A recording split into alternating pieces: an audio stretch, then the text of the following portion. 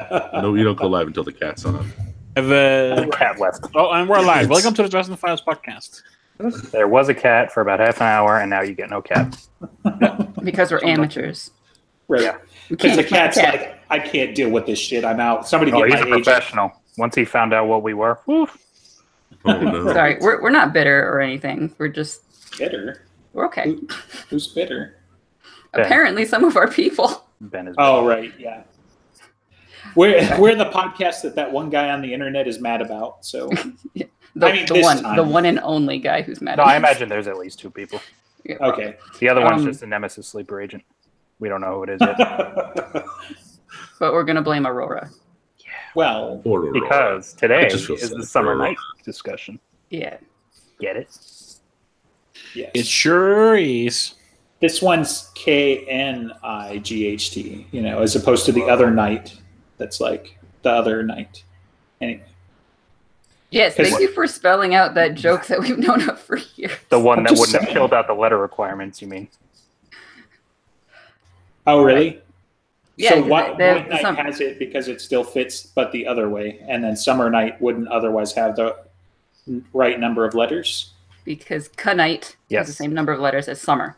Really? Come on. Knigget. It's not like that joke hasn't been around for 30 years. Like Monty Python's like, hey, someday the Dresden Files podcast is going to be able to use this joke. But the director's like, nope, 1 yard line.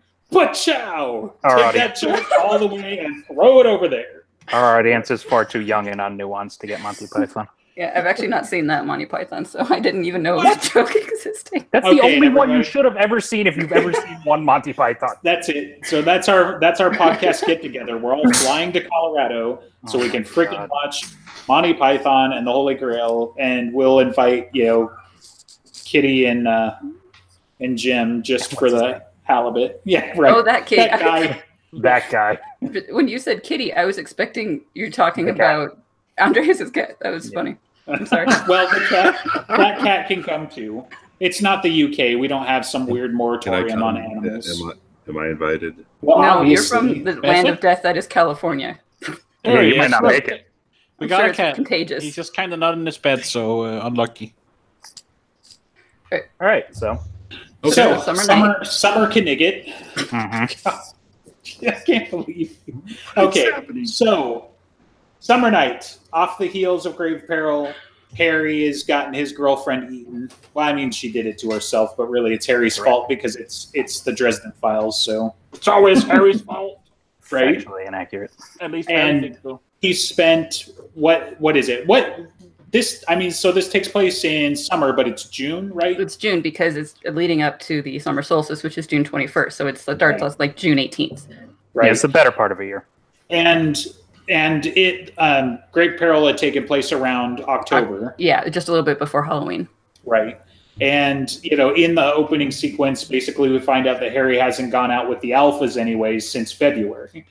Because he's like, I've left the house this year. And they're like, technically correct. But that was February. It hardly counts because they went to go see a football game. Yes. So Harry is doing his caveman / homeless person, except that he's got a he's home. depressed. Like it's Oh, yeah. Yes. it's classic science, like right, all the things like the messy and like yeah. And He's naturally, obsessed. he's Well, in yeah, denial. He's obsessive. Right. He's, Yes. I mean, I will say he's depressed. Well, yes, he's depressed, but even Bob calls him Ahab. So, I mean, he's Right. I love that. Ahab. Yep, hunting his white whale. So that's kind of what's going on, and then a rain of toads and the White Council comes, and those things are only quasi related. And this is where we meet the fairies mostly. I mean, we got fairy godmother, but we get to meet the rest of them, including Mab. She just kind of shows up on her own, unattended, which still strikes me as weird because like every other time we see her, she's got somebody with her. I feel like. So, and I mean, it's only Grey Malkin for some of it, but still. deadbeat. She not shows up by really. herself. Does she? Yeah, I'm when she's trying to- filling in There's a for lot of Leah. private conversations. Right. Okay. Yeah, that's fair. They have a lot of But- private conversations. hold on. In Grave Peril, Mhm. but she doesn't have the Malk then?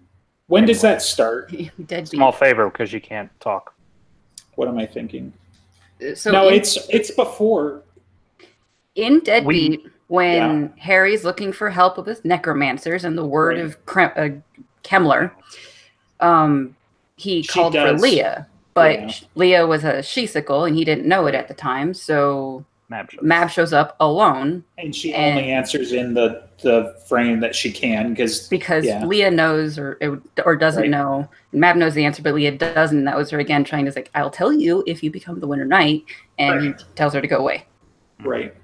I mean, we see Grimalkin the first time in this book, but we don't see him again until Small Favor when she can talk.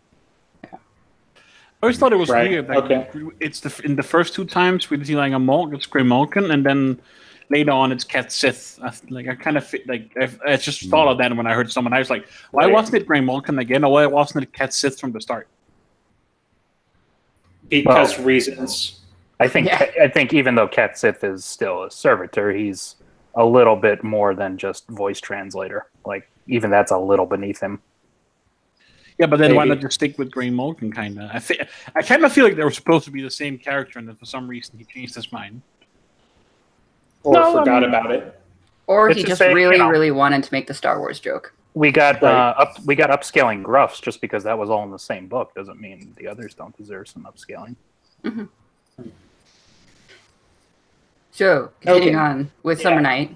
So, the wardens show up and shit. I mean, what were you going to say? Well, because we already know where the series is going, at least for a large part of it, having a retrospective view on this book gets really, really interesting because we meet Peabody, we meet the senior council, we meet Elaine and Aurora, and we learn that there's something wrong with Aurora, but not what until Cold Days.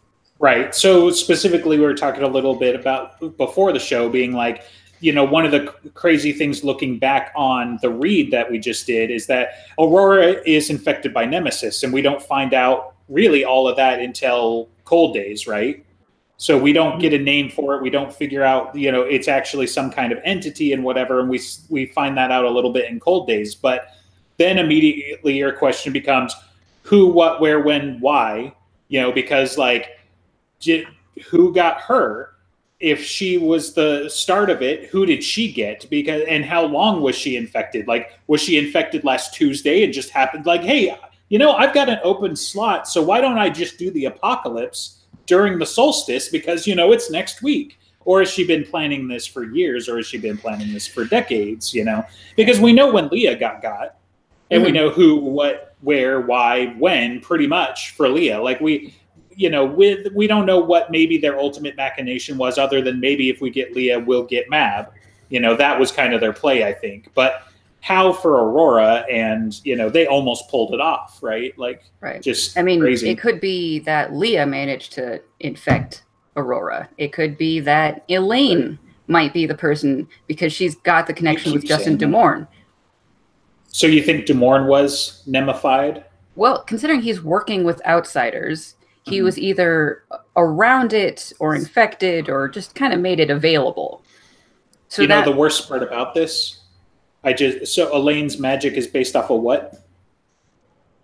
What's the language? Mostly illusions and Egyptian. She uses Egyptian. Like where the Black Council's from, Yeah, and the language that Justin uses.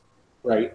Yeah. Shit balls. Because that's kind of that. I like how every time we talk about who the Black Council is and Cal and Komori, we're like, no, it's definitely over here, and then we're like, yeah, it's these guys. I feel like it's just other than the fact that we like the main thing against Justin being Cal, for instance, is that Jim has told us straight up he's not, and it'd be dead. Yeah. It'd be the cheapest fucking thing for him to just be like, remember how 15 years ago I told you he was dead? I lied. What? That's why I always emphasize how he spelled it. And the fact that he's a liar and, like a professional liar. He gets paid to lie. So yeah, it can't be taken fully off the table until we know. But yeah, there is a lot of coincidences and incidentals there for sure.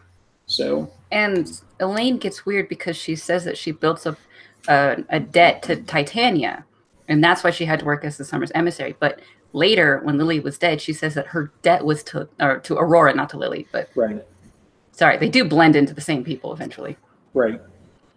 Well, yeah, and I mean, it's kind of an interesting thing about Faerie debts. Not that it answers your question directly, but it's like, so she had a debt to the entity Aurora, not to the mantle, the Winter Queen, Winter Lady, whatever. But if the debt was to Titania and then it was sold to Aurora, according to what Jim has said about Maeve to Molly, the debt is to the mantle, not to the individual. So the debt should still be there. It is. I just don't think she knows that necessarily. Yeah, it could certainly be that Lily doesn't know how to press it. And it's even Elaine. I don't think Elaine knows that, or would have necessarily understood that. That's fair. Good point. Still early in the series, and she doesn't have. I mean, she has her summer side, but Harry seems to have more practical experience with the fairies, even up until that point. Making bargains, how they get broken, how they don't. And even still, though, like Harry's obviously still an idiot when it comes to that, because he still deals with Mab, which is like everybody, like even like Morgan, like everybody's like, you did a what to the who, and you're an idiot, man.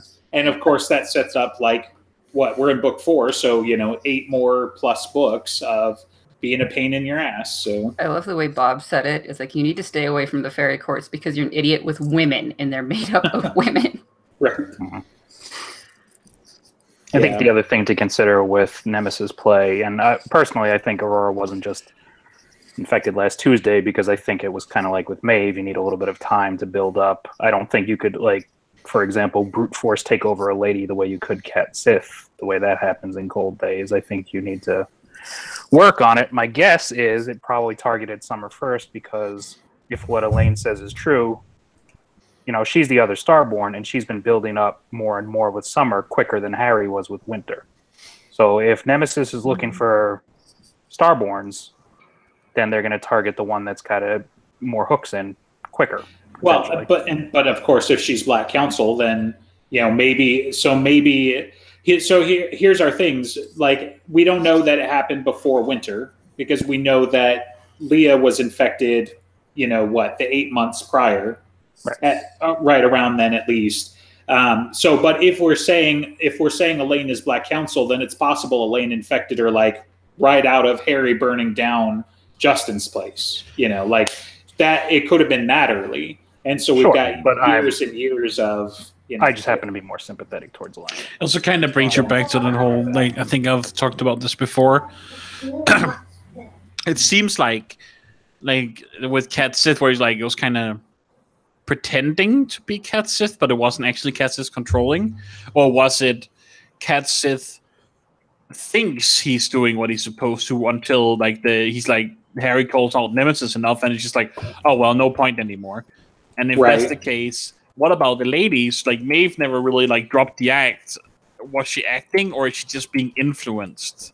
I think I've brought that up before. Like, it's just like a power level. Like, a certain being can maybe only be influenced. It can't just be straight up taken over. Right. I'm going to guess it works a similar way to the Denarians, in that you can have willing participants, or you can have the Nemesis thing just kind of brute force their personality, like was happening with Cat Sith, and he was trying to fight it, versus Maeve seeming to be a willing participant of it because she loved the ability to lie.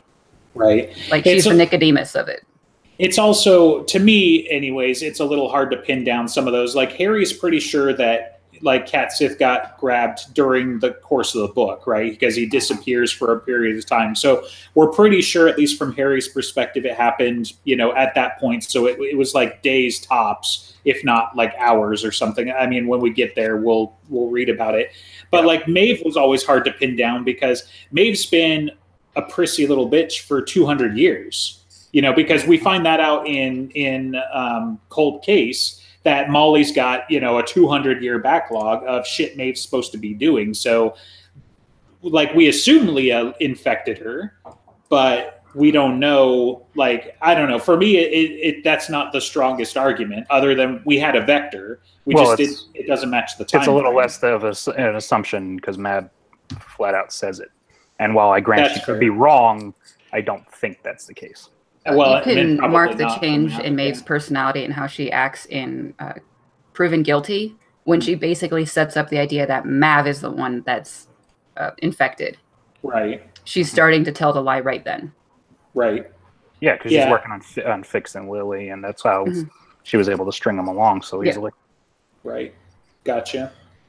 Yeah, so it's interesting, and there are these little false paths in my mind that, you know, show up in places, but I see what you're saying. So I mean, yeah, but pinning down Aurora, like, we have no freaking idea, you know, like, chances are, so Maeve got infected by Leah, so, you know, and we find out about it in Cold Days. So we're talking, you know, somewhere around 8 years in theory, you know, presumably, like, assuming it was like a maximum, let's say it's a maximum of 8 years. And so, you know, that kind of gives us a window of time, but that still doesn't really shed any light whatsoever. And honestly, though, because of the way the summer court is set up, it seems like they're less likely, you know, to get infected. Like, it definitely, like, Winter makes sense, but even still, like, Winter obviously isn't in as much danger from the gate because that's the gatekeeper's job. You know, it's kind of like his shtick.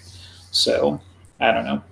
Well, I think that also ties into, because these are kind of, despite the fact that they're all Nemesis, they're a little bit of 3 different reactions, right? Maeve goes along with it. Catsit tries to fight it and ends up getting brute force taken over.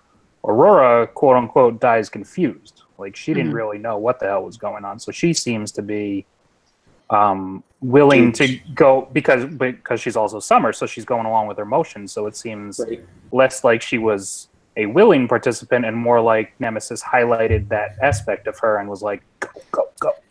Right.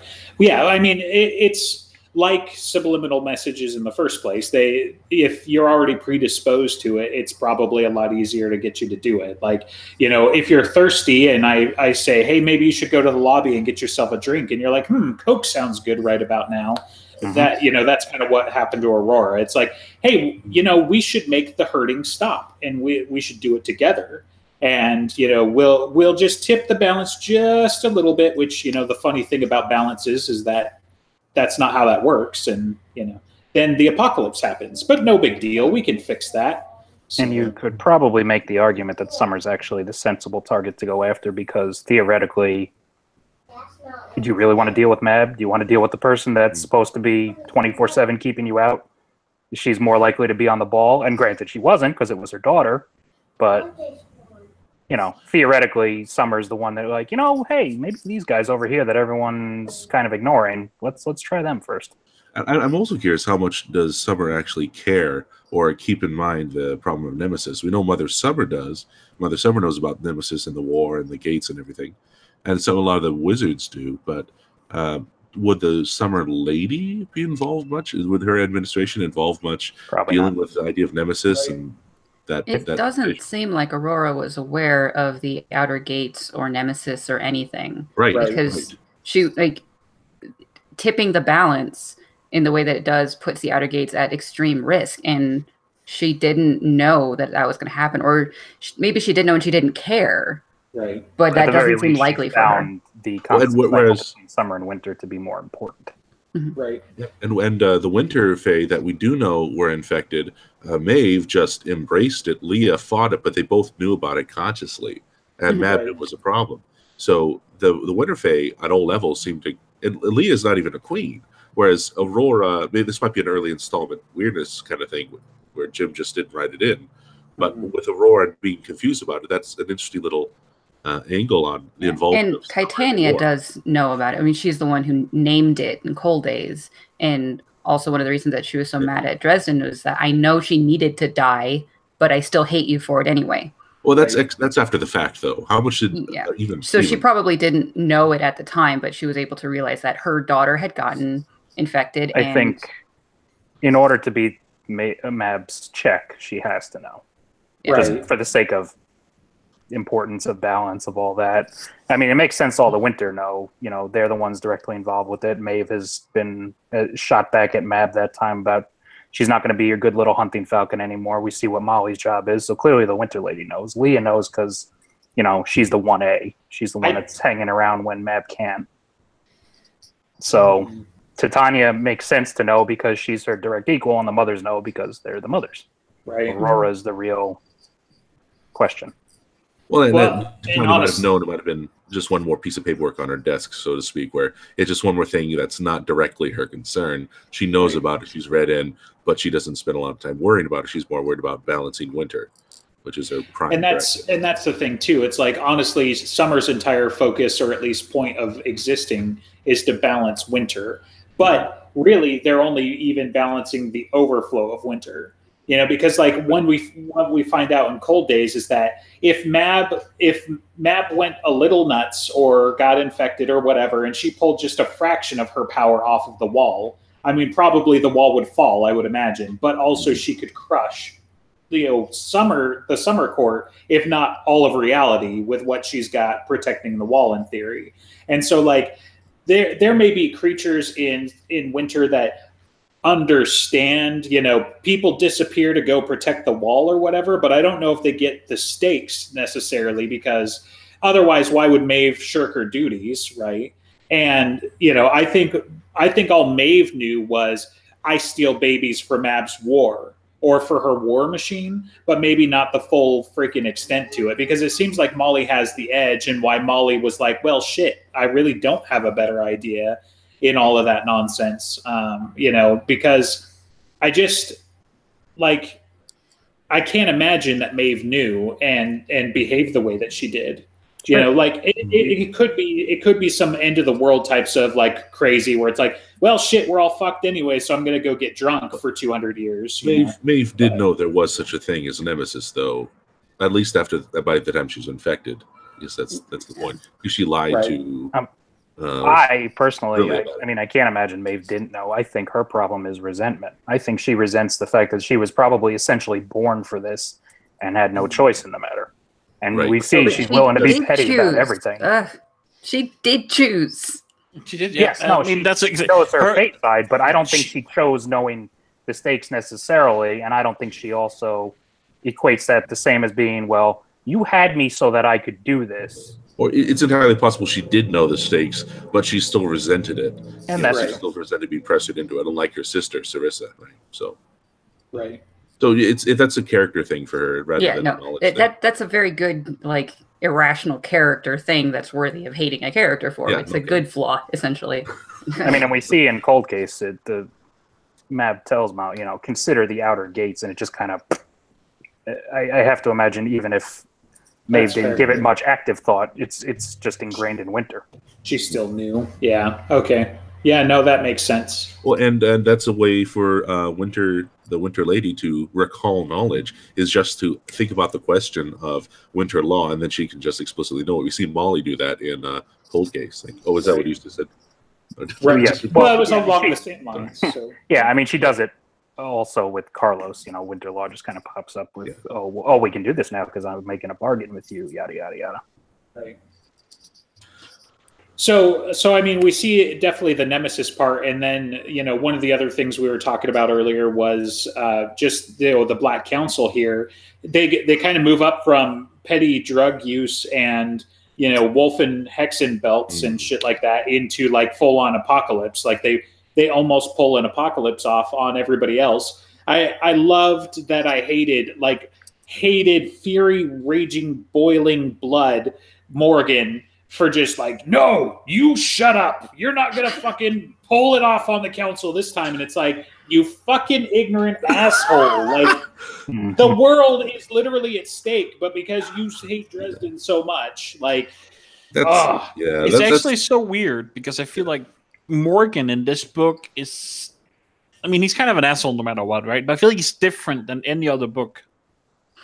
He's super over the top in this one, I feel like. You know? Yeah, I think he was over the top in the first one too, in Stormfront. I don't think he starts mellowing out, showing it being a character until at least Deadbeat? Proven Guilty. Until Proven Guilty was shown. Yeah, no, it's Proven Guilty. Because Proven Guilty where he doesn't want to kill somebody. In Deadbeat too. He's there in Deadbeat. He realizes that Dresden's actually a good person, and they just disagree massively on how to do things. Except and in Proven Guilty, with the Lucio thing, pushes him back to being Morgan. That's the thing. I think part of it is Morgan is, even if he doesn't consciously see it, I mean, he's a hothead too. Like, he's not much different from Harry as far as emotions being.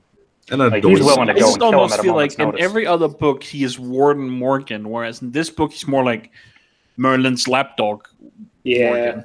Especially the scene where he goes to like goad him into attacking him, and I'm like, that's I actually felt like that was super out of character. And Harry just sees right through it. Right. That's wonderful. Well, it's one of those great moments because it's like he's starting to get riled up, and he really is going to start to play into it, and then he's like, "Oh, fuck you." Get out of my house. It's like, I fucking see what's going on here.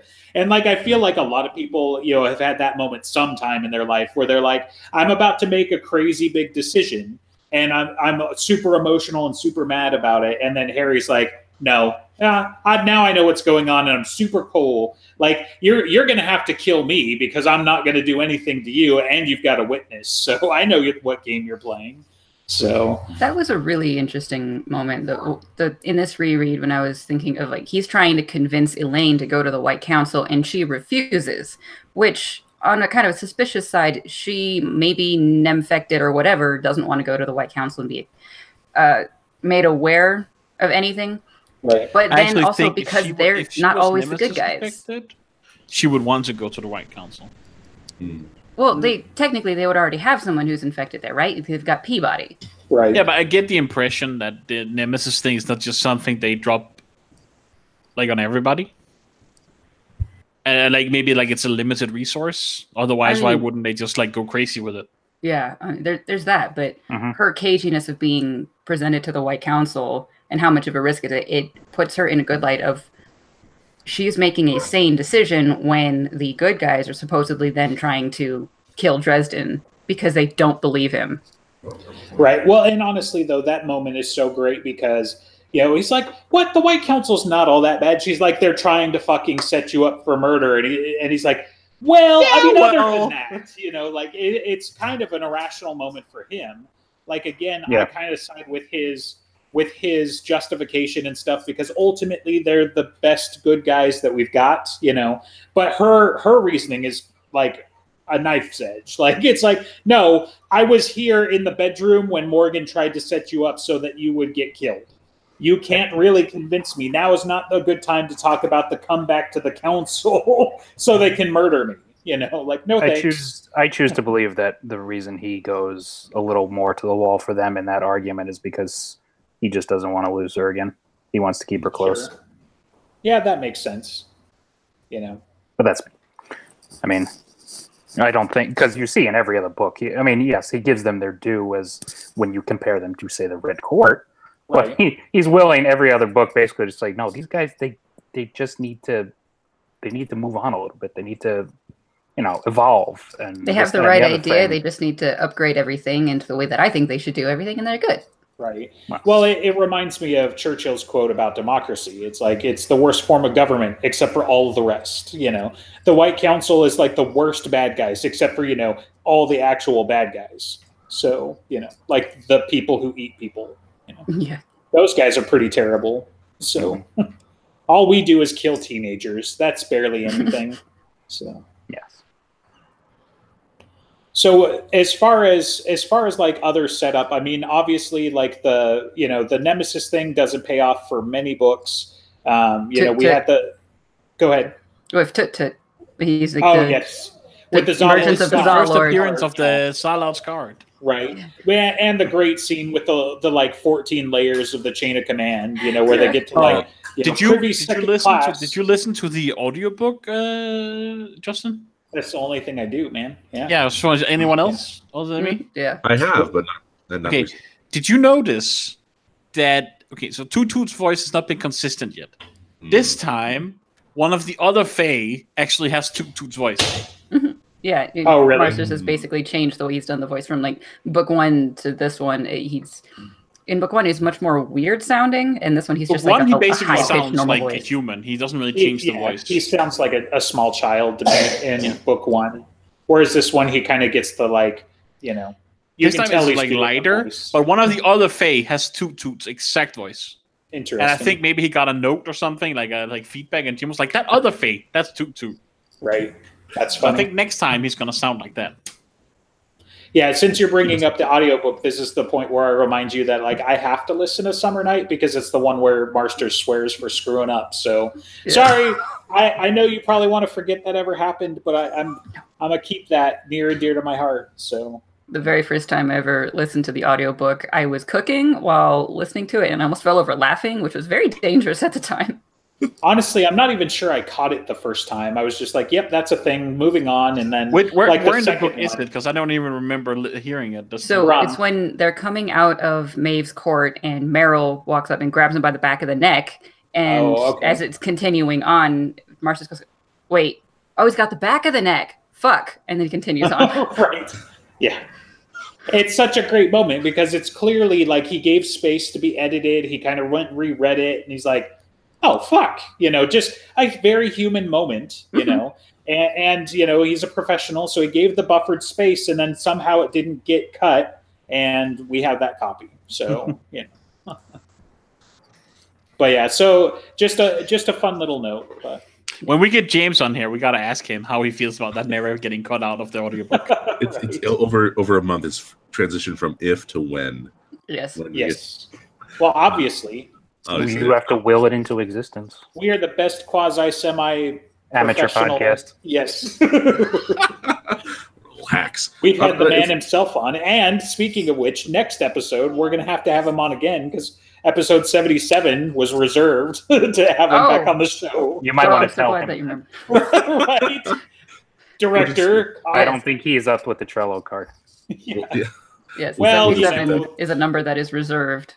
It was.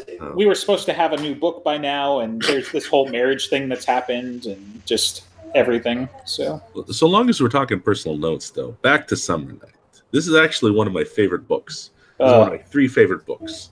Really? This one, Proven Guilty, and Turncoat, all fantastic. Got the Fae, they got the wizard politics, Lafortier, Peabody, all these people, and it's all wonderful. But what I really liked about this when I first read it, because I was worried that he got to that ending of Grave Peril.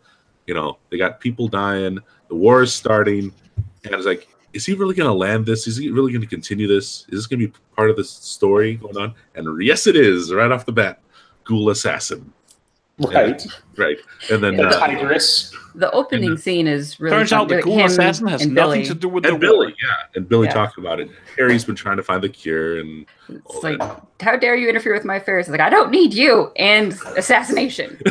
Right. It's so wonderful. Especially because the hindsight talk where he's like, and of course, that's when the hit went down. It's like, I don't fucking need this, and I don't fucking need you. And it's like...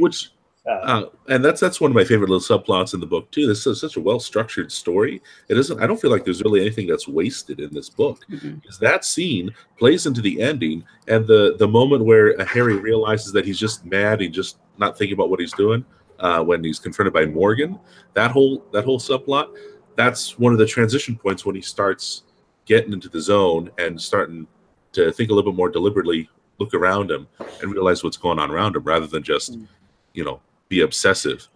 Which is a very big contrast to the previous book, both in terms of structure, writing style, and how Harry reacts to things. Like that, because the book before was where Harry learned, if I don't think, people get hurt. Right. Yeah, because Grave Peril is definitely like, I'm just going to blunder through here because I'm a wizard and I know everything. Oops, bad shit happened. Yeah, this is one of my favorite books, if for just a small moment. It's not the best scene or anything, but he actually tells Murphy everything. Yes. And as soon as he does that, their relationship gets much better. She calms down. It's like, oh, well, how dare those fucking assholes not believe you? Right. And I mean, she all but says that, right? Doesn't she? Like those assholes. She says those assholes. Yeah. Chlorophene plant monster. Yes. And then the song Chlorophene. That is, I love that action scene. But I did not. Okay, maybe you can tell me, because this is like this. I didn't realize, because I listen, don't read, so that's probably why I didn't make the connection. The reason he calls it chlorophene is because of the mist, I assume.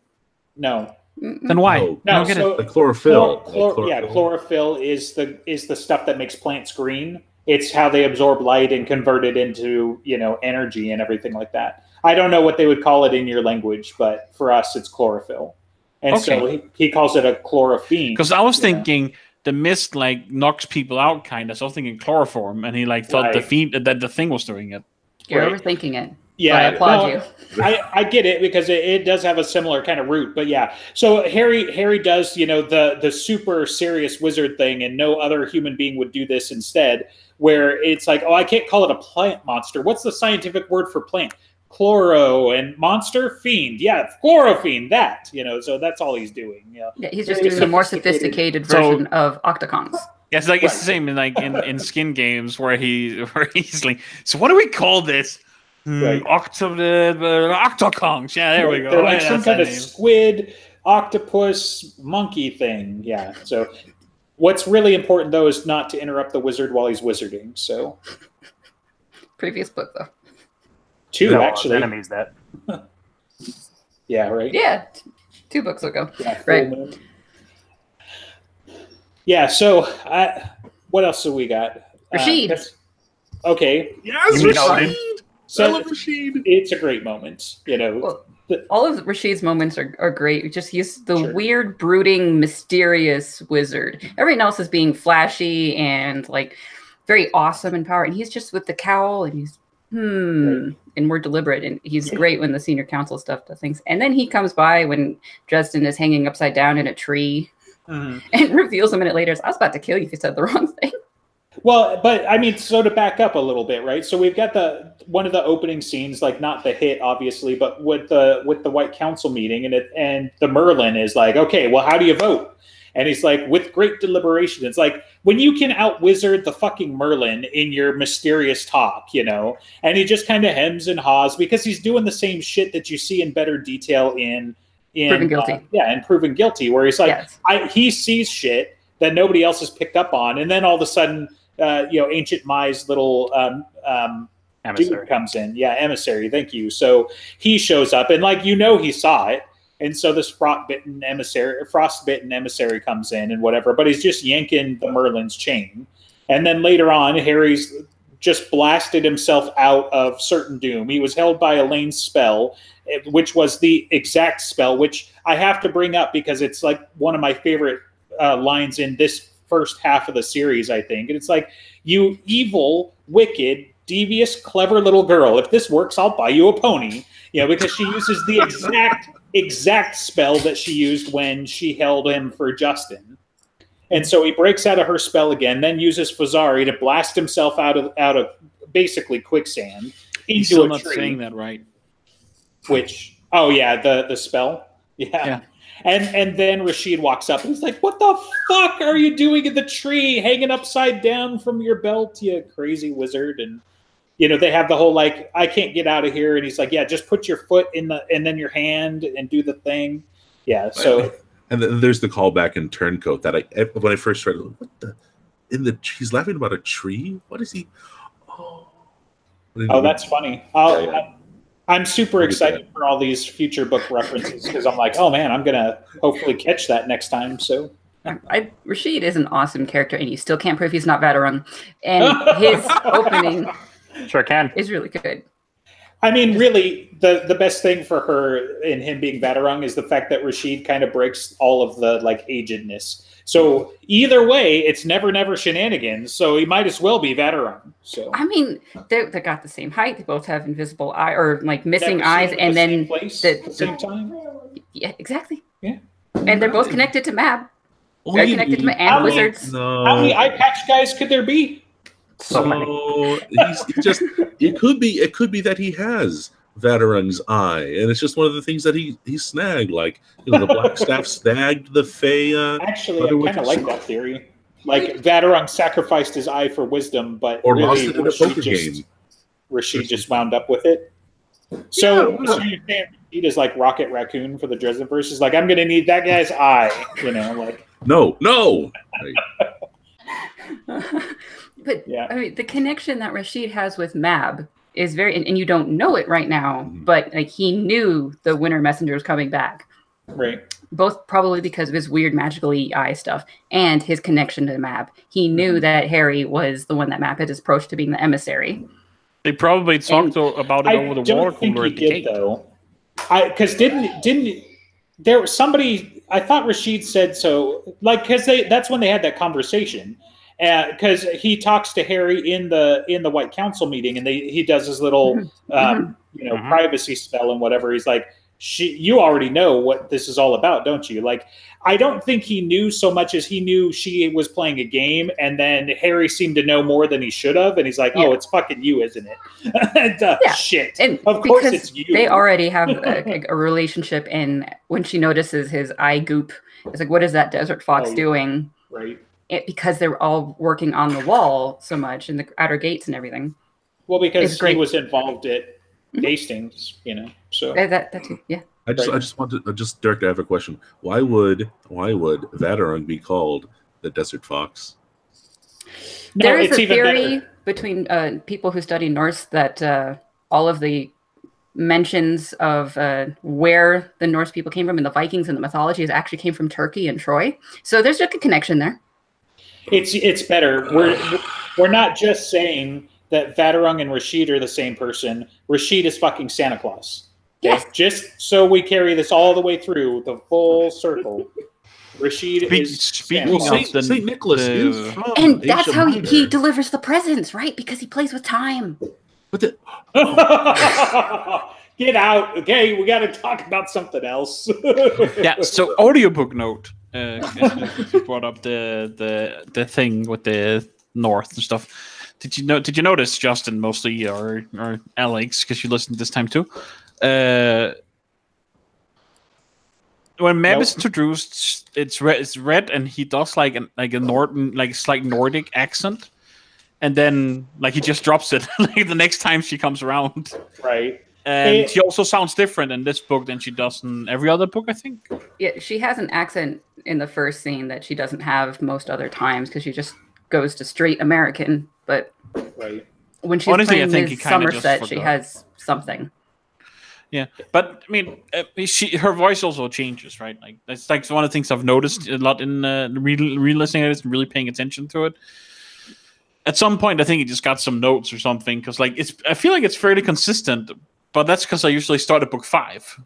Well, and I think a lot of that is true, right? Like, from the little tidbits that people usually hear about the audiobook stuff. I mean, you hear about like, well, mostly they don't mind doing the audiobooks because it's like 8 hours a day. They're locked in a room and they don't have to put on makeup, or whatever. But at the same time, like with a book like the Dresden Files, and you got a bunch of weird, names comparatively and stuff like that. Like, I'm sure he tries to take some direction. And honestly, early on, I imagine he was probably just getting like producer's notes. And they probably don't know hardly better than Marsters what the hell's going on.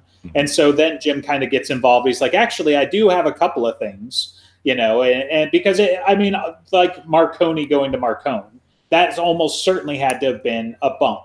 That almost certainly had to be Jim saying, hey, it's not a big deal, but this, like here's a pronunciation guide at the very least or something, What annoys me is this like professionally produced audiobooks with a pretty good voice actor, I feel like, or an actor in general. Right. And like I feel like it's a producer who should have been like okay, here's a sample of the voice that you did so that he like remembers. Yeah, but we know from having a director, like producers don't really do anything, so there's nothing that much goes into it. So it's good that was too selectively kick people off the thing. She's speechless. That's good. Like we're a talk show. I'm just starting to plot how to steal your child and sell it to the Fae. Oh well, shit's going down. Like you think that Charity went to war? Like, well, I feel like it got to mention selling children to fairies because it's this book because it came up at least twice. So we got Jenny Greenteeth, and what was the other one? Oh, Bob says like, why did you make a deal to sell him a baby? Yeah, steal an extra baby, Harry. That's how you deal with the fairies. Like, I see here in the notes. Yeah. Should have told her you loved her before it was too late. Did we talk about that yet? No, and I'm glad that you brought that up. So, because that was Elaine being a bitch, right? If I remember right. So, or no, that was Harry being stupid. Harry's thinking of Susan. Yeah, and probably connected to his nightmare about her eating him. He should have told her before it was too late, because then, I'm just saying, if he didn't say it, we might have had an alternate Harry. And like, if he says it earlier, mirror on that party, and then he has nothing to snap her out of it. He told her exactly when he should have. Well, and I dig that theory too, but that's why I included the notes to rewind a little bit in the whole Andreas' theory about that being the big decision in grave peril for Mirror Mirror. And so he's like, you should have told her before it was too late. And I was like, or maybe you told her exactly when you should have. And now that kind of fed into like Andreas' conspiracy theory a little bit. So that's, yeah. Another thing I think we should cover, we haven't really talked much about, is the conversation with the wizards before the White Council meeting. Yes. Martha Liberty and Simon Petrovich, who was just dead. He appeared once in a book, and we don't need to worry about him. He didn't even appear. He's just spoken about after the fact. Died off screen, and we know when you die off screen, you're just dead. Like nobody ever comes back from that. Specifically. dead. Yep. Yeah, Justin, Petrovich, they're all, all super dead. See, the right theory is that Justin had his body switched with Kemmler. So Kemmler didn't die either. I mean, I would say Justin obviously taught by Kemmler, who is Simon Cowell, things like that.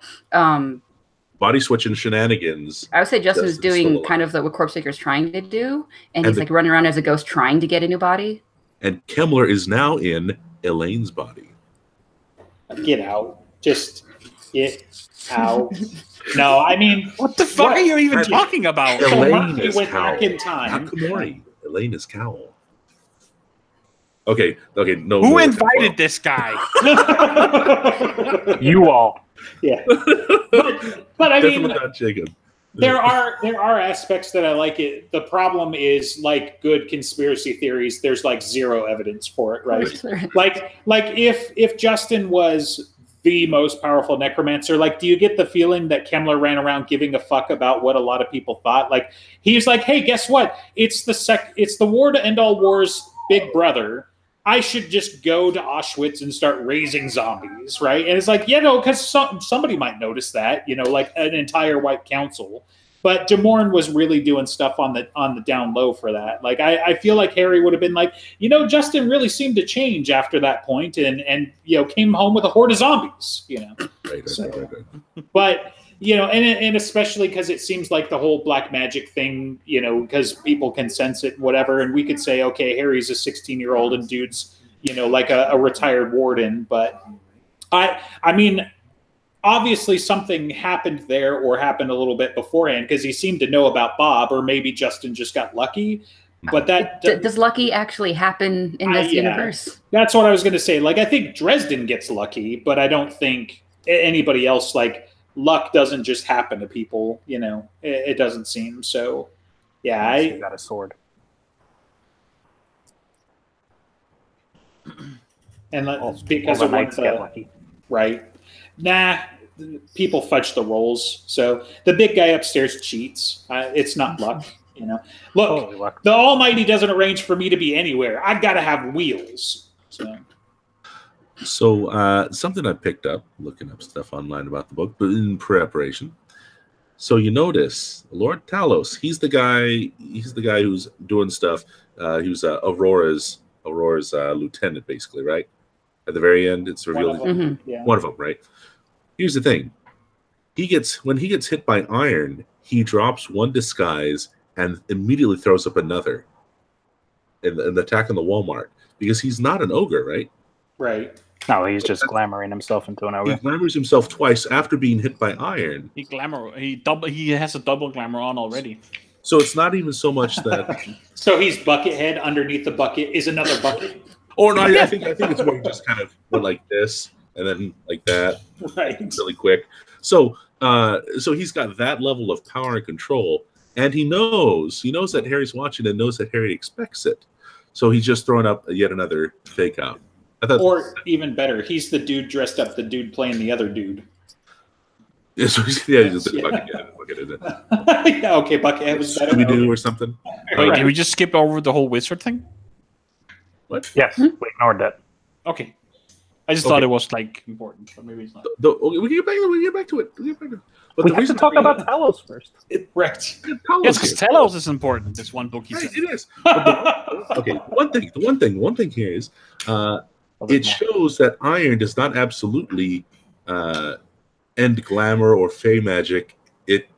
Or if it does, you can you could work around that. It's not an absolute. I think once you're at a certain particular power level, for lack of a better word, I think like when Ceresa stabs the Rawhead, and he's basically but he's just a simple, for lack of a better word, Fae. I think once you're a she, or you got. I mean, I would guess the Rawhead, like if that. it had It's any, like a high she, yeah.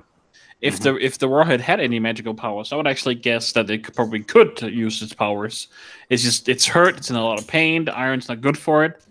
The reason I think that Harry gets cut off because Harry's mortal and like connected to the thing. And like as soon as the iron comes in, the connection's like cut. That's why I think the Minter Metal like disappears. Not so much. I think any Fae could probably still use its power. So have we any other like example of Faes is like losing like everything when they get like touch iron? We just know it hurts a lot. I mean, well, the only times we really see it affect them are on like trolls and, like I said, just normal Fae. The only other time we really see it with she is Aurora. Getting death by 1,000 cuts. Yeah. I thought. I mean, we see it on. Do we see it on the Gruffs, or does he just threaten it with? No, they landed in the snow, but then we don't see them afterwards, and it was just Tiny saying that. Do you understand how much damage it does? Okay, right. The physically strong Gruff, doesn't he like stab him with, as you call it, the Bane? Right. Yeah, he was just talking about how much of a poison it is afterwards, but we don't actually see the damage. Gotcha. And they weren't like doing anything actually magical at the time either. They were just normal goat people. Yeah, I like. By the way, short note on that. Just it's in other books or whatever. But how offended he is that he uses the Bane. Like you're trying to kill him. He's doing everything he can to survive. But we set the line at iron. Like you can do everything else, but if you use iron, nobody kicks the other dude in the nuts. That's over the line. Yeah, And I mean, that's if a dude is trying nuts. to kill me, I'm gonna kick him in his gonads. Let me tell you that one for free. Oh, maybe it's not under international man law, but it's definitely under local man law. Right. Don't do that. In Chicago, I we would don't go for the like nuts. if it's just a fight, but if it's for my life, he's getting kicked in the gonads, man. He's getting the iron. Okay. So other characters that we see, we meet Meryl, who I think is a hilarious character. I wish she was around longer, but she has a good send off. And then Fix and Ace, which actually do come back. Right. Fix several times. Well, does he come back more than once? I thought it was just Cold Ace. Yeah, we see Fix a couple times. Yeah, Proven Guilty. Fix. Ace. Ace is Cold Ace. Yeah, that's what I'm saying. He just comes back the one time. I mean, he was in the car trying to run Harry off the road. Maybe. Probably. Yeah, that's a maybe. Oh, there's He's just like, fuck you today. It's Tuesday, and there. Oh yeah, that's the thing. I mean, like, I don't mind it, but at the same time, it's just all right. So some dude tries to run him off the road, and then is never heard from again, and happens to be tangentially related to stuff that happened a couple of years ago, and never comes up again until Cold Days. It's like, I feel like it's more directly involved with something than that. I mean, I don't really think it's Ace either. I just saw people saying, "Oh, it's definitely Ace." Well, No. yeah, the other. Because really, the only theories that ever come up is it's either Ace because he had it out for him and somehow that sounds good, or it was time traveling Harry who had to run himself off the road because someone has to fix Little Chicago. Because time travel. Yes. Because time travel he has to run him off the road because he knows he gets run off the road, and he didn't do it himself. Well, he didn't just run himself off the road. I mean, like, not yet. Like I've seen this in TV shows or books before, where it's like the person's traveled back in time, he's following himself, and he's like, "Why isn't this thing happening? I'm supposed to be run off the road." And then he realizes it was me the whole time. I have to run myself off the road right now. Yeah, or even better, he's like, "Why didn't somebody run me off the road right now?" And then he runs himself off the road because he's not paying attention. He's like, "Oh shit, that was me." That in the whole last quarter of Prisoner of Azkaban too. All the stuff. It's like, why aren't we leaving the hut? Oh, because you didn't throw the snail shell at the back of your head. I mean, which I actually thought was one of the cleverer, things in the Harry Potter books. Yeah, that was the whole time turner thing and how she did that. Bill and Ted did it first. Right. Yeah, I guess I'm too young for that. Turner, why don't you just turn it more times back and then kill Voldemort as a baby? Oh wait, sorry. Same reason you can't do it in this one. Bad things happen with wizards who meddle with time. That's just the only explanation you ever get.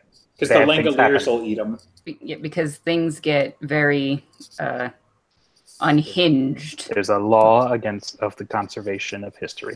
Yes. But not love potions, which also, would have prevented Voldemort. Just saying. Okay, so anyway.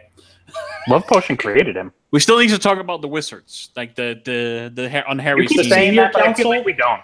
Those old geezers. Like, well, it's interaction listens to Wind. He's awesome. Yeah, but we don't see him do anything awesome for another 4 or 5 books. 7 books. Little brother likes Harry, okay? Yeah. Tara West sends her regards. Like Harry, they're not all right. Yeah, and Tara West sends her regards. Right. We're gonna see her again. Tara West sends her regards. For some reason, everybody except for Ebenezer knows that Simon died. Maybe that was senior council only knowledge. I liked Ebenezer's little political trick where he's like, I motion that the vote be restricted to the senior council because something else we don't find about for practically 8 more books as well is that Ebenezer is family, and that's why he vouched for Dresden, and Dresden got the Doom of Damocles instead of decapitated. Yes, but no one knows that except for Ebenezer. Well, some people really, not even the Merlin knew it? We don't know. Rashid knows it. So Rashid knows presumably, it. Potentially Martha or it's not known officially anyway. I mean, it's not common knowledge. But why I'm saying the Merlin probably knew is because the Merlin does the soul gaze in Proven Guilty, right? So when the senior council is involved in the decapitations, it seems like the Merlin personally handles some of that stuff. No, he never got soul gazed. He had to have. He was soul gazed with Ebenezer. Because it said he never gets the hood taken off. Yeah. The whole time. Yeah, Harry said that he never saw their faces. He just heard Ebenezer makes an offhand comment about how he might have gazed Morgan, who was the guy who brought him in, I guess. And they did confirm that they had gazed. They just said that it had happened as of book 1. Did they say that?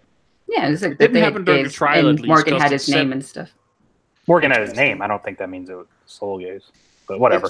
No, Morgan didn't soul gaze until Deadbeat. Right? Fuck, I'm dumb. Yeah.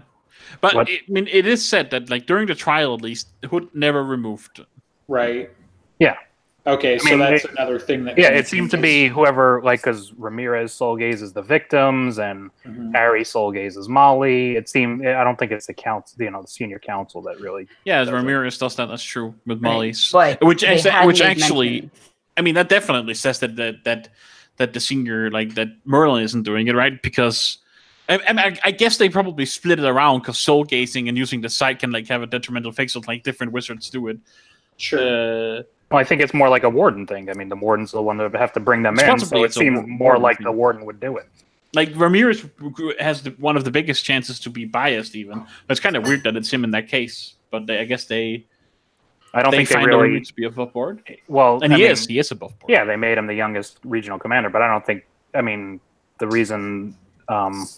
Everybody likes Harry is not really expounded on until later. I don't think they really realize how much of an impact he had on the younger generation, even at that time. Right. Oh, well, and I mean, talk about people that we see that aren't named. Ramirez is in this book, so because he's one of the brown-robed apprentices. Bluebeard's apprentice. But yeah, the whole thing with with McCoy being blood, and that's why he protects him so much. It's also in which book is that? 11, where Ancient Maya's you will do this for this boy you only had for 2 years. Yeah, or whatever. And not everyone knows, but I think the other reason McCoy didn't. I mean, she has no idea, at least. I don't think he knew about Simon is also because later in that conversation with the Merlin, he go back to your farm. You've never been welcome here. Up until that point, I don't think Ebenezer really did anything proper with the council on a day-to-day basis. I think since the war, he maybe just kept to himself mostly. No, before that even. That's what I'm saying.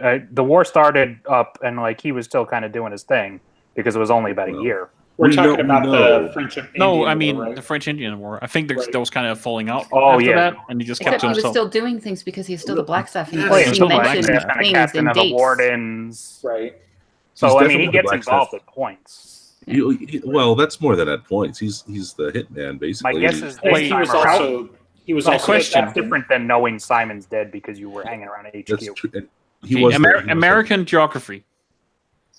How far is Montana That's where he lives, right? From Chicago. No, Missouri. No, he lives in Missouri. Missouri, It yeah. shares the border Missouri. with Illinois, which is where Chicago is. How far is Denmark? So how from long's the Germany? drive? How far is A How handful long of is the hours. drive? It's maybe several hours. it's 4 to 6 hours depending on where he is in Missouri to Chicago. He's in Hogs Hollow, which is in the top. Because he could have just been driving and they couldn't call him, like, and tell him Simon's dead. Also, wizards. Yeah, how is he going to call him on the landline phone? Right. Dresden has a landline. Yeah, How but well it's- does Did he have one in his car? right. McCoy. But that's what I might mean. not. So if he's driving, he can't call him. Well, You can but send I'm us saying straight Ebenezer to go just give him the didn't even information. know. Yeah, like the senior council knew, but Ebenezer didn't know about his good friend, possibly best friend. They seemed like really good friends, and then yeah, the He was senior certainly council affected I by the still give news. that nudge to listen to to Win. Chicago. There's a major way from Edinburgh to Chicago. They all live there in their little hut or whatever under the ground, and they all know this stuff because it's breaking news. And how's everybody going to find out about it? That's really good to sound to. How's he gonna find out what it was? My guess is after Maggie died, he kind of took a break from the council again. Yeah, Right. that makes sense to me. And there were a few people who know his connection to Maggie. Rashid's mentioned it, and probably Injun Joe and things like that. But the reason that he restricted it to the senior council, also because he had more of a control over it at that point, Right. is because, as Martha mentioned, what he was meant to be. They all know he's a Starborn. right, And that was a Aurora big mentioned thing, it too. as well. It's like, you were meant to be as a destroyer. That's why your godmother was Leah. She may not know he's a Starborn, or maybe she does because she's infected. But Right. Well, at a minimum, they know he was supposed to be an enforcer, like they bring about later. He was supposed to be Justin's quote-unquote battering ram. Hmm. You didn't know what he was That's- meant to be. Good points. Well, I mean, people know what he was meant. Leah knew what he was meant to be. of course, I mean, Harry still doesn't know what he was meant to be. Apparently. Well, that's because every time they bring it up, he just kind of casually forgets until it's Yeah. important to the plot. This is definitely like Harry has amnesia for this shit. Like it's kind of like when he's like, wait a minute, there's like a black council. Like there's some people fucking with my shit, and it's like, dude, we're like 11 books in. Like you're just now putting this together, and so it's going to be like book 19. You're a He's like, wizard I and think- magi. one of my favorite lines at A Summer Night is when he's in the mud pit and Aurora is trying to get all the information out of him, and he basically lines out everything that Aurora had done for the past several months. Yeah. And Lloyd Slade's looking creepy. He doesn't look that smart. Right. Yeah. It's like, this is proof. Sometimes he's not that smart. Yeah, exactly. Right. He's like magi, one of the wise, great wizard, fucking detective, book 11, Black Council. Right. Leave it to an abused junkie to not think that the other guy who's covered in mud is smart. Right. Well, book 19, it's going to be like, wait a minute, I think Justin had plans for me. Like, no shit. Yeah, it's not like they had a conversation between him and Leah in his grave.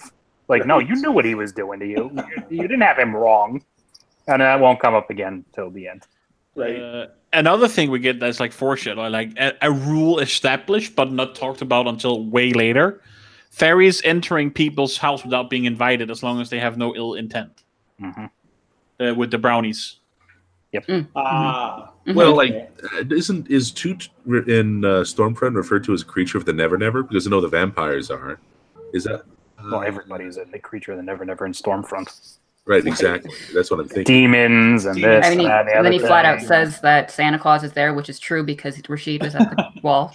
Right. Well, they're all. Yeah. But what I Yeah, mean, And the walls in the Never Never because everything. Not the else- fact that Santa's a badass fairy, which we know from book one, and Well, yeah, Santa's try and badass trap him fairy, in a and it's circle. Rashid. yeah, But yeah, it's not established until Cold Days how it actually works that any fairy can enter someone's home as long as they have no ill intent.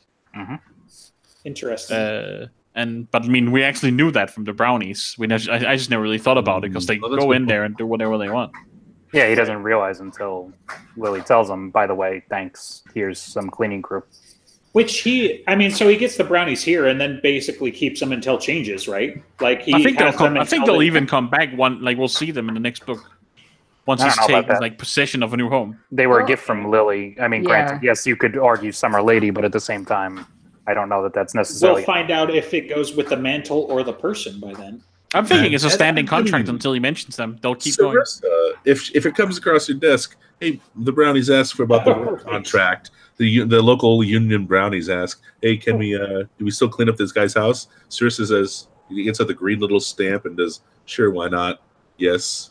Or maybe it's a fuck you, clean your own laundry because you made me the summer lady. Yeah, right. It's well, like he is didn't she- do that. No. How does she harbor ill will towards She Harry? has the least How? cause to be ill will. She was getting Exactly. the mantle. She just didn't get the one she was expecting. And She didn't want anything. She didn't want to make No, a but choice. She was getting a gonna mantle. do it. She knew she was gonna do it.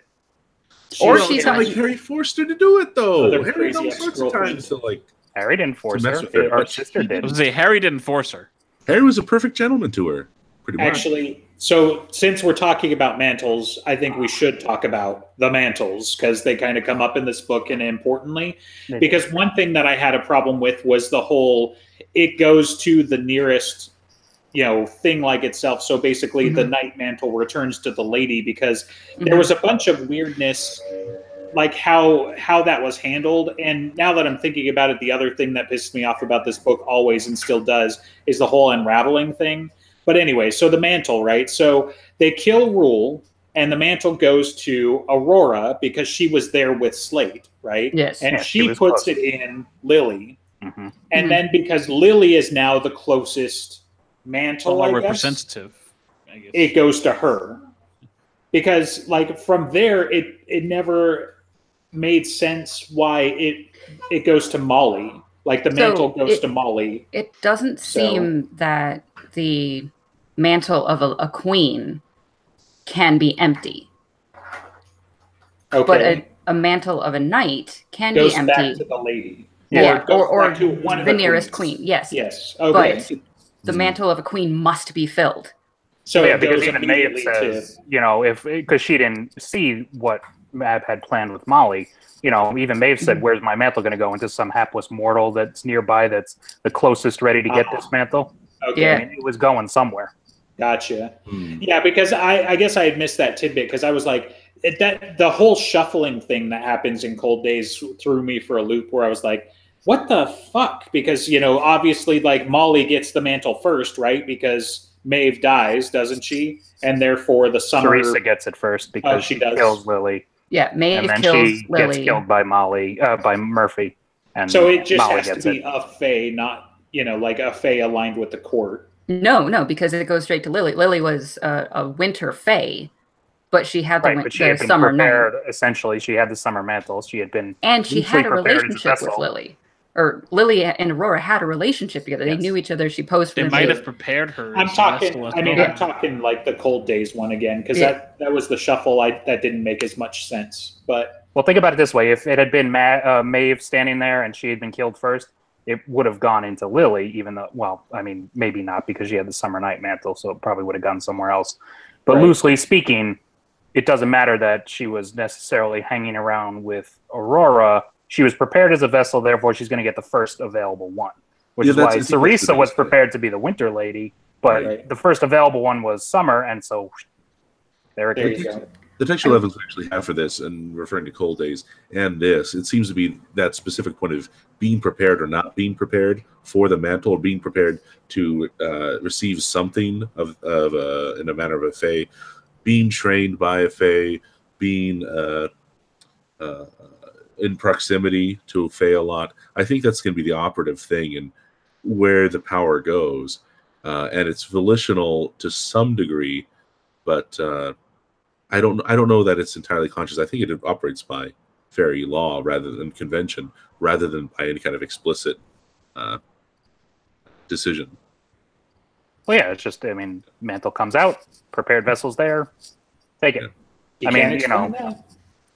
It just, like even Mab says, she thought Molly was better suited to Summer.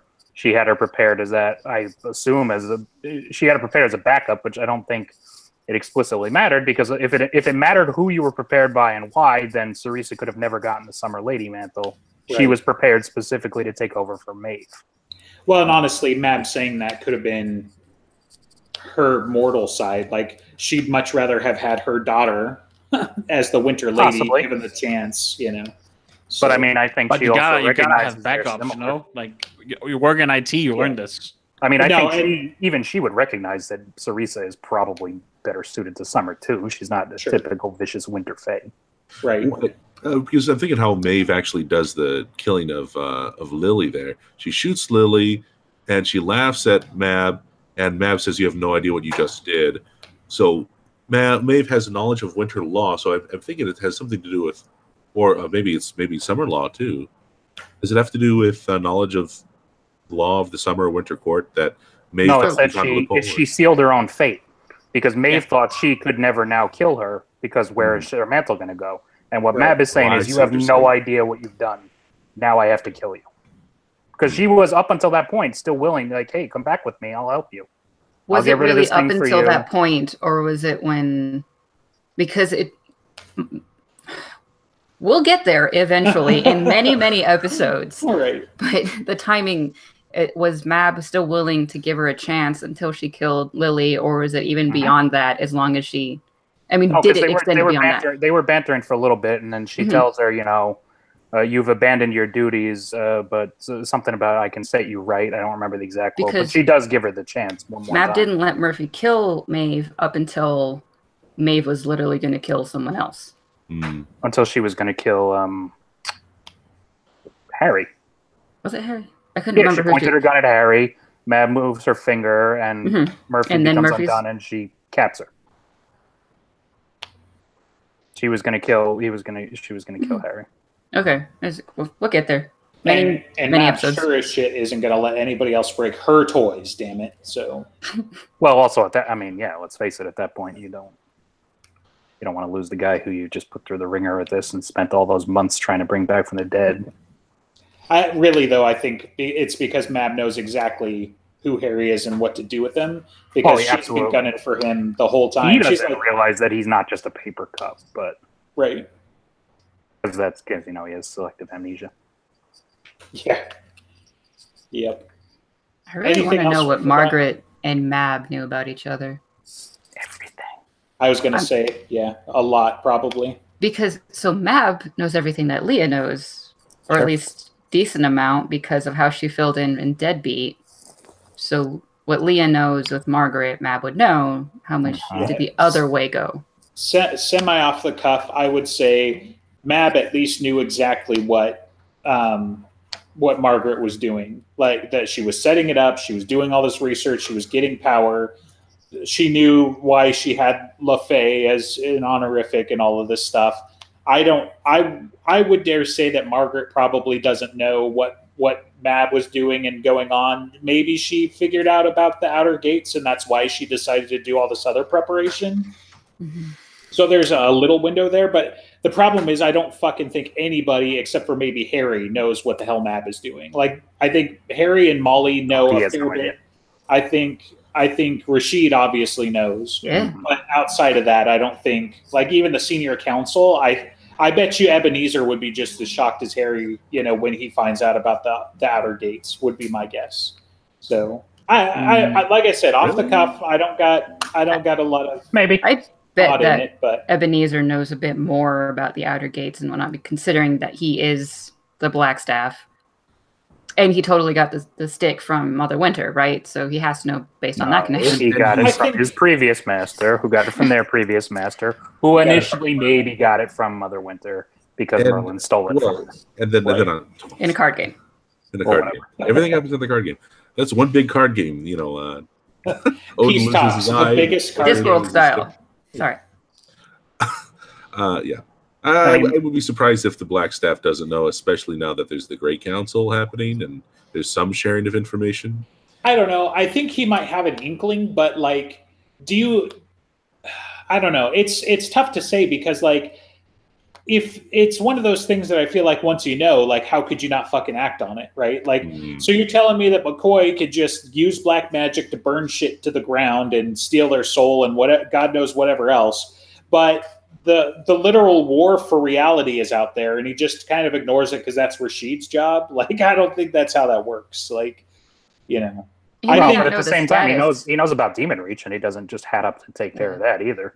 I mean, he's clearly willing to let certain power sets just sit there. Well, it kind of seems that the only person who is able to take care of Demon Reach is Harry because of his weird time-bending connection to it. So that's why Faterung and Rashid, because they're the same person, and everyone else left it to Harry.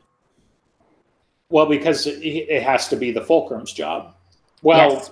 And Rashid already fucked it up, more importantly. Rashid didn't fuck it up. Yes, he did. He focused the tank. Mm-hmm. What? So Demon Reach and Demon Reach don't get along well because Rashid screwed up something or made it do something it wasn't supposed to do or whatever it was, and so he can't go there anymore.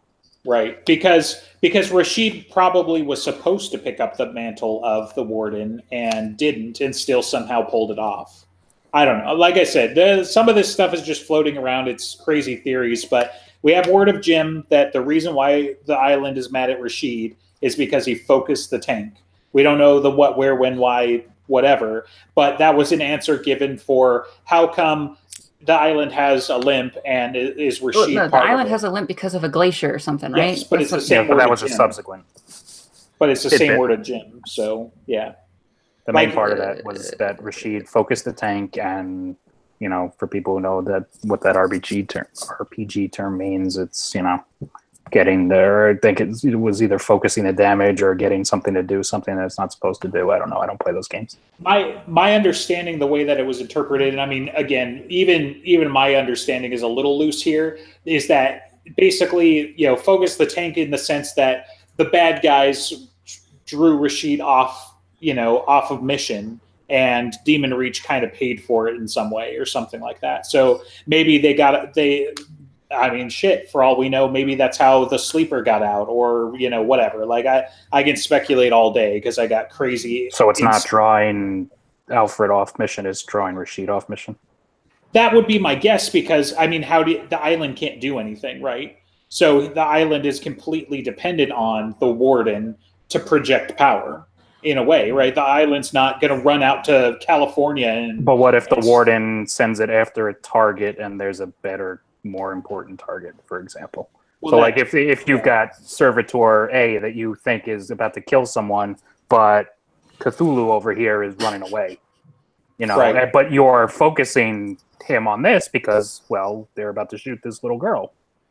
Could be, yeah. I don't know. But we don't know until we get Peace Talks. The relationship. Exactly. No, not Peace Talks. Peace Talks is not happening. We're just skipping right ahead to hashtag Team Heel Turn. Mirror. Nope, not even that. Hashtag Team Heel Turn. We're just going right ahead. Before we end, did we cover the conversation with the mothers? No. We did that before recording because we're excited that way. You corrected why I thought it was important, So the conversation that Mother, Summer, and Winter was asking about which one's more important, the body or the soul, and Harry says this is a stupid question, both are important. Right. And basically, like, part of it was I think Mother Winter said, like, he sees what she does not and whatever, and they're making this comparison, and they're being fey about it. So they're like, he sees what she does not. Obviously, Harry's the he, but I'm like, who is she? Are they talking about Mab? Oh my God, what do they know that even Mab doesn't know? And I got all excited, and then everyone's like, you're dumb. They were talking about Aurora. And I'm like, yeah, okay, that kind of makes sense. And the sense that Aurora is being short-sighted in the sense that she's going to literally kick off the apocalypse and basically get all this power so that she can fix a thing that's really not a problem, like comparatively. Yeah. Like, yes, shit's bad, people die, people get hurt. Summer seems to be the guys that are most concerned with healing and fixing. Until they let loose Ebola. Right, yeah, comparatively. But then, obviously the apocalypse is worse than that. Like, you can say shit's bad right now, but it ain't apocalypse bad, so that was say that's California. Right. So, because we also decided we're in the version in which Harry didn't succeed in Summer Night and global warming's going crazy. Right. And apparently Aurora she's like, hey, Hollywood's good this time of year. So. Ben, you are silent. That's a good thing. I mean, he's really excited, but we cannot hear him. Nobody can hear you. Okay. I muted it. My phone was going off. I had to mute it. Okay, so Hollywood is good this time of year. There's a show in production. Perhaps this means what is going on there? Perhaps this means that the show is he doing the Nuba Nuba dance? Coming out this year. No. I had a thought about the show because of this book. Guillermo del Toro needs to direct it because he can do that weird, creepy thing of making really beauty, creepy things, just like in like Maeve's Court when people are dancing. Del Toro, he's perfect. Just because you said that we're going to end up with Brett Ratner or Chris Columbus or Ron Howard. Hello, some of those guys did good things. Like, yeah, really, Ron Howard did fun. Why don't you just walk into a china shop and start throwing elbows, like asshole? I like I'd be this okay idea with that some of those guys. I like the idea inherent that these quality directors are going to be. I'm holding out for a Martin Scorsese Harry Dresden movie. Okay. Oh, okay. That happens. So you're going to hope for something that's critically acclaimed and no one's going to watch? Oh, that's sad. Martin, okay, what did you just fucking say? You were busy doing hand signs. And like, everybody watches them. Like, what? That just grinded my gears. Okay. We're running way over, and since you brought up Maeve's court, I thought it was a nice tie-in that Maeve moved her court into Undertown during Grave Peril because there was shenanigans in the Never Never. Just saying. I thought that was a nice thing. Oh, that's why you had that note of the Never Never let Maeve through. It's like, what do you mean? Okay, because they made the turbulence, so she was able to make her little connection. Because apparently when she sealed it up, like, it just wasn't there anymore. They were like, that's a fucking wall. It's not magic. That's a wall. So she seemed to be able to make a little gate. Oh, wait. Where the Winter Court goes, so Summer Court must follow. So Maeve went there first, and then Aurora went there, and Elaine went there, and Elaine is Komori. And even better, Maeve went to Undertown. Aurora was in a skyscraper. Yes. So they were, again, in balance. Fucking give me a break. But yeah, like there were just these little... But Elaine as Komori was in town for Bianca's party. Okay. And I mean... why? I guess I don't understand why... Aurora, Komori, Cowl, Athame, Leah... Why the never turbulence has to, because we know the ladies are the closest tied to the mortal world. They seem to be able to come and go. But the timing makes perfect sense. But he specifically said it, I think. Like Bob says, when there was turbulence in the Never Never, like I don't remember if I put the exact quote, but Bob says that when they're talking about the fairies, like Maeve took advantage of the turbulence or whatever, made it, and then wherever winter goes, summer must follow. Like It was Toot Toot who said that. She's in Undertown. She's in Undertown. It's like, since when? Oh, okay. Since the last autumn. Let me eat pizza. That's what it was. Okay. Yeah. And so I was like, well, that's very fucking suspicious timing then. Mm-hmm. Well, I mean, it's also, it's getting into winter time, but I guess I could see why. Right. And maybe it's a tenuous connection because it's Toot Toot. He's not exactly the arch wizard or anything, but. What do you mean? The summer ladies by the pizza shop. Right. Yeah. Obvious. Priorities. I love it when he's describing like how the wild fae get called. It kind of depends on what you're doing recently. It's like, what have you been doing recently? Oh, who can keep track of all that? Yeah, how could I possibly know all that? Yeah, it's such that was 5 minutes ago. Yeah. Well, I mean, if we're going to go off on the little fae, Elodie, and pulling that over on me for years. Yes. LED. Just in case anyone didn't know it, you have to have it spelled out. Yeah. And I kind of got it the first time, I think, but it's, I guess, an audiobook listener, you can get fooled. Yeah, I definitely got fooled, Yeah, they just assume she's Tinkerbell, because, Right. But why aren't they all Tinkerbell? Because they all are. Who could possibly know all these things, director? Jeez. Okay, anything else we forgot since we're like half an hour over? I don't think we forgot. Next time, episode 2 of Summer Night. Right. No, just to do long episodes and move on to Death Masks. I would rather do a longer episode than do 2 parts. Dude, seriously. Death Masks is going to be a 2-hour extravaganza because the director hates it so much. Like, Death Masks, it's basically 2 books anyway. Which is half the problem. Yes. Oh, geez. Here we go with that again. Okay. Thanks for watching the Dresden Files podcast. If you're interested in watching the Dresden Files podcast, consider watching other podcasts brought to you by the Broken Jars Podcasting Network. Yeah, you can watch the Full of Shit High Fantasy. We're having editors talking about the professional things of the professional industry of writing, but no, they're just totally full of shit. I'm shutting up now. Okay, great. No bitterness there. Thank God we got that out of the way. I'm not angry at all. The Great Scott podcast, which is not about simulations, and a Sim Talk podcast, which is not about The Office. You should go watch those other podcasts.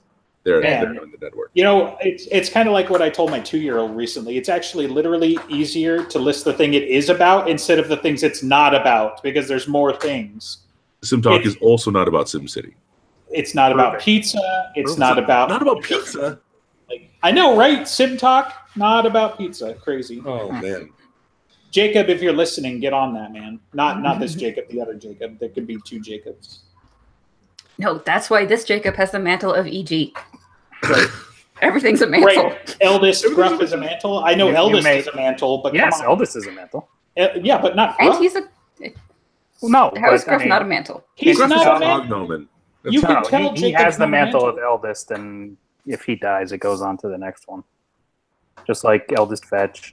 Which at this point has got to be one of the little bastards because Harry killed the other guy. No, it's probably Tiny or, whatever. Didn't Didn't Tiny die, though? Didn't they? No. Tiny just sunk into the floor and went back to the Never Never. Yeah. No, that Because poor he decided, bastard. okay, you beat me, you won, but my eldest brother's going to kick your ass. Listen, that's everyone right. knows who I am because of my sunny disposition anyway. So it works out.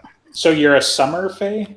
Obviously, can't you Exactly, tell? that's Oh why- yeah, because the No. Eldest Gruff. Yeah. I just Oh, the I'm Eldest not Gruff on is, but Fae. My brain is over there. EG's Wild Fae. He's basically in the Goblin Court. That's what I say. That's That's a what good I That's thing. why Your you guys don't opinion. get along. It's probably just because he's Eldest Gruff and you're a troll. Is that what it is? Yes, that's what it is. And I'm going to kill you. Oh no! Oh, that Oh, works look at out so well. I You love don't even it. know what bridge I live under. I don't